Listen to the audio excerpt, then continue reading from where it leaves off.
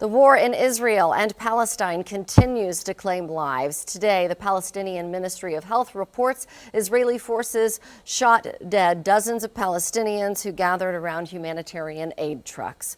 Polarized reaction to Israel's actions and American support for Israel continues here in Green Country.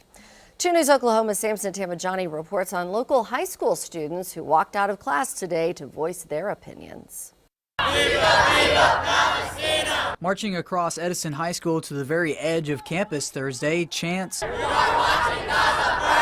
and signs demanding an end to the war numbered close to 100 students. We're all volunteering, and we all just want to come out here and make an impact. You're supporting genocide! Booker T. Washington High School staged its own walkout of similar size, marching to its football field. Local media at both schools did not have permission to get better views on campus, but we did hear from student organizers at Edison like Connor Burson. I just saw photos of children starving, children dying, people having to bury their families, and that really struck my heart. Senior student Jorge Flores also led the morning's walkout, put together by the group Tulsa Students for Ceasefire. Flores says his generation cannot remain silent about the United States' role in the Israeli military, leaving more than 30,000 Palestinian civilians dead so far, drawing comparisons to the anti-Vietnam War movement a half-century ago. Our own government is aiding in this continuing killing of people, and it really does need to be there. A third walkout was planned here at Jenks High School, but school administrators warned student organizers